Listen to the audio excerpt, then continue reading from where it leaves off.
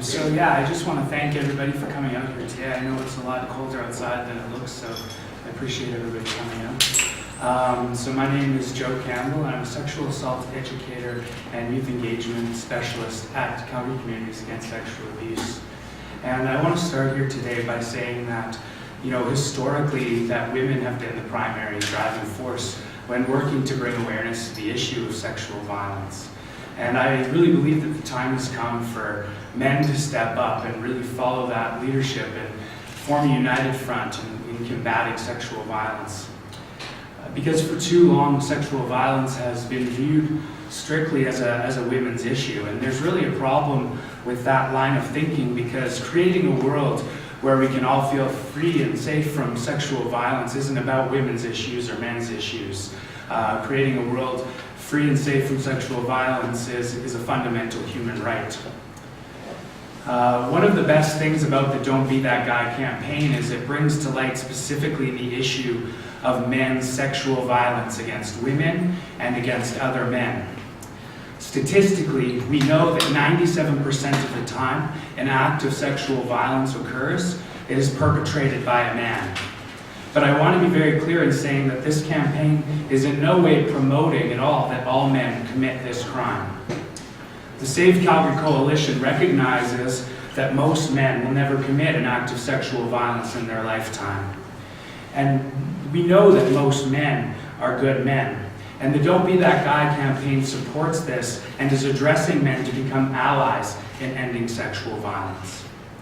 Men have to recognize that simply not sexually assaulting someone is no longer enough, because I believe the numbers of men's violence have become too huge for us to ignore anymore. And within male culture, we have to stop viewing the issue of sexual violence as strictly a women's issue, because we all have a responsibility to work towards ending sexual violence. Those good men who don't offend need to start becoming more engaged, and it is now time for the large majority of good men who don't offend to start taking action and speaking out and creating conversation around sexual assault in our city. The Don't Be That Guy campaign represents a change in thinking that I think Calgary can be very excited about. This campaign really challenges the way we as a society have thought about sexual violence prevention in the past. It sends a clear message to the men and women who experienced this crime that the violence perpetrated against them was in no way their fault. And it sends a message to the men who commit the large majority of these crimes that they will be held accountable for their actions. The Don't Be That Guy campaign brings to light the fact that the only way to prevent any incident of sexual assault from happening is for people to obtain affirmative and ongoing consent.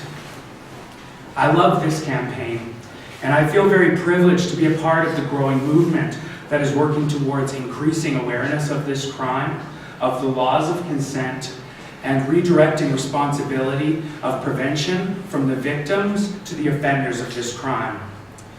Campaigns like this change attitudes as well as behaviors. And I believe that within the next couple of years, we are going to see a decrease in the number of sexual assaults against individuals with thinking that goes along the lines of this Don't Be That Guy campaign. Thank you very much, and I'd like to introduce now Ryan Jepson to come speak.